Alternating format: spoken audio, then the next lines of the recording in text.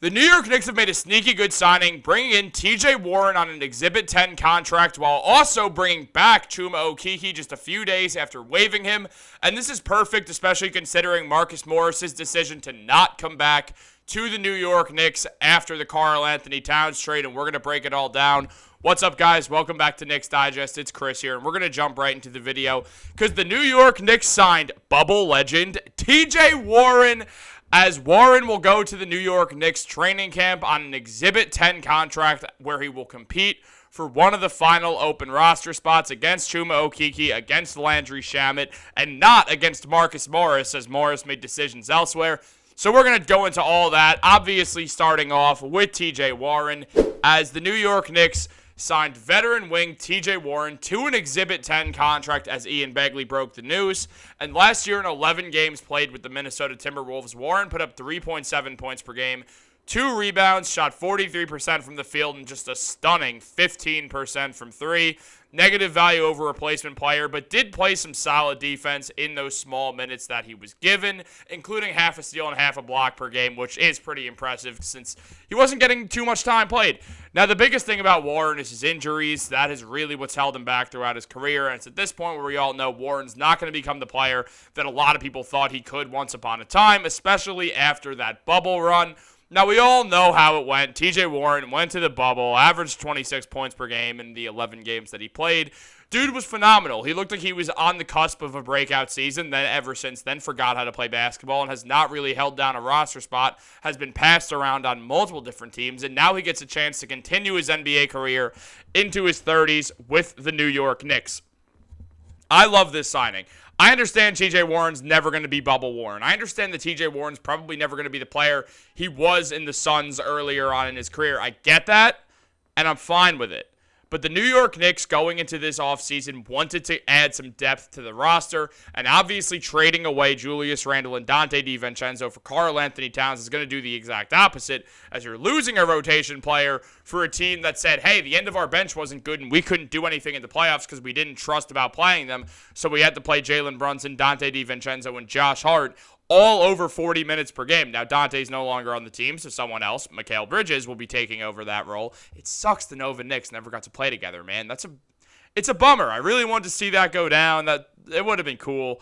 But, oh, well, it is what it is. What are you going to do? The Knicks look like they got better. So, look, the Knicks have a good starting lineup. The bench, the big concern is who's going to score off it. Tom Thibodeau has hinted at the fact that Mikal Bridges is going to be subbing out kind of earlier than most guys, then coming back in earlier, and will lead the bench unit as the lead scorer off the bench. I like that. Mikal Bridges is a solid shot creator, but you can't put him as your main shot creator on the team, as the Brooklyn Nets learned when Mikal had an inefficient season and his defense took a dip, because the amount of isolation offense he had to play resulted in him being less prepared to play elite defense like the New York Knicks haven't prepared for. The Knicks are going to use Mikal Bridges exactly right. You could already tell. On top of that, having OG Anunoby, who likes increased offensive roles, and especially come playoffs, which are a while away, expecting the two of them are healthy, I'd imagine that there's going to be a very, very scarce time played where one of Jalen Brunson and one of Karl Anthony Towns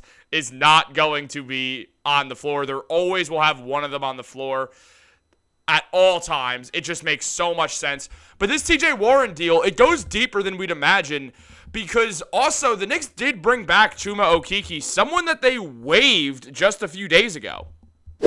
Now, as James Edwards mentioned, shout out James Edwards, new New York Knicks beat writer, covering the Knicks now that Fred Katz got a promotion. Shout out Fred, too. Chuma Okeke will return to the Knicks on a training camp deal after being waived as part of the Karl Anthony Towns trade. And Okeke put up 2.3 points, 1.7 rebounds, an astonishing 28% from 3, but did shoot 37% on his corner threes. I really want to do the Peter Griffin corner 3 voice.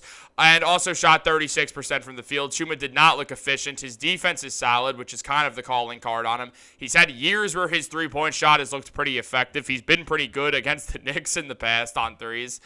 But Chuma's also younger. He's 26 years old. The Knicks think that maybe they could tap into him. The man's never been healthy. It's kind of stunted his growth in the NBA. The Orlando Magic picked him 16th overall and believed in him because he was out for the season when the Magic picked him, but thought that he'd be able to come back and give some real good minutes for the New York Knicks. Also, I'm trying to think, is that a new little background, guys, in the back of those stats? You let me know. Literally, I'm asking. I don't know. Ben Rogers, my boss, got that one together, so shout out him. But look, guys, the New York Knicks got better. They got better through this trade. They got better through signing T.J. Warren, which I know makes no sense because he might not even make the team, especially when considering all the financial hoops the Knicks had to jump through. Literally, to make this happen, this Karl Anthony Towns trade, the Knicks' payroll got bigger, but they still had to give out more money to make the trade legal under the first apron rules.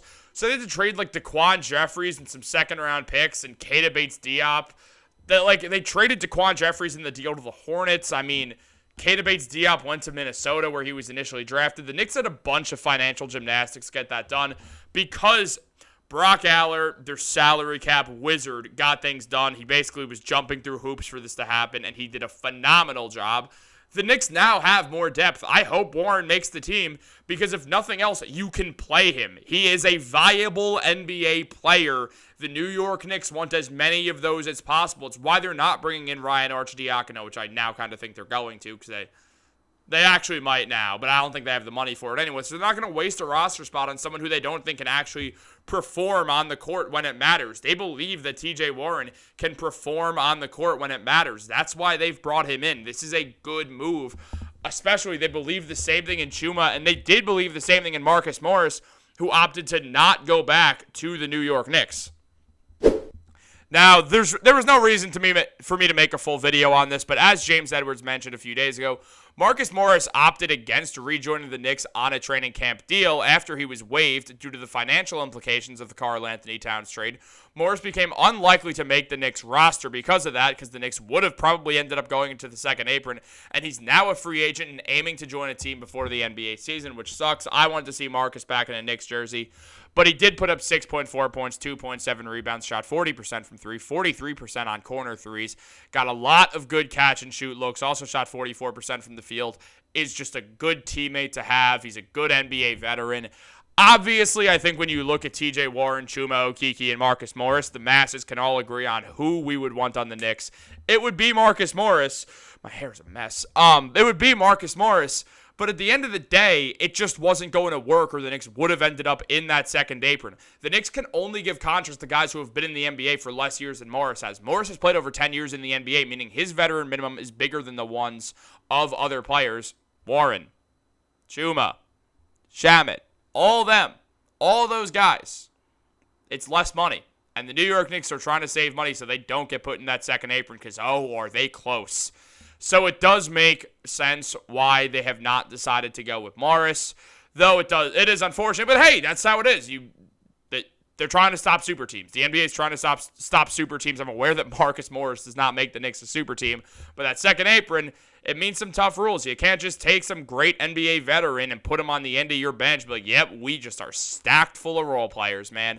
The NBA did a good job to not allow that to happen, and with this Karl Anthony Towns trade, the Knicks are going to have to get a little more creative. They have one guy to give the roster spot to because they have 12 guaranteed spots right now. I'm going to tell you right now, it's going to be Landry Shamet. I do not believe the Knicks will be able to sign Warren or Okeke. It'll probably end up being a situation where it would also go into the second apron. I'm like 95% sure. I couldn't find anything as of yet on TJ Warren.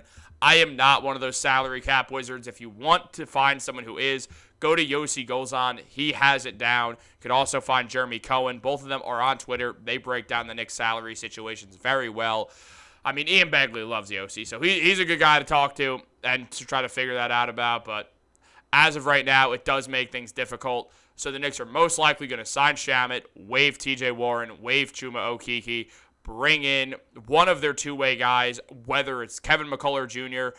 or Ariel Hukporti. I still think it's going to be Hukporti, but it could go either way at this point. I'm very curious to see what happens, so make sure you're subscribed because we'll absolutely update you the second it does. Like this video, turn on post notifications. We have a fantasy basketball, almost said football, fantasy basketball league that is open. As last time I checked, we have 8 spots left in the 12-man fantasy basketball league. I will pin the comment in the comments down below. If you guys want to join, feel free to. It's going to be a lot of fun. There's no money involved. We're just going to play. Good way to interact with you guys. I'm trying to interact with y'all more. Also, make sure to tune into our live stream at Friday on 6 p.m. Matt will be back on it. It's going to be a great time, guys. You don't want to miss out. Have a great day, and go Knicks.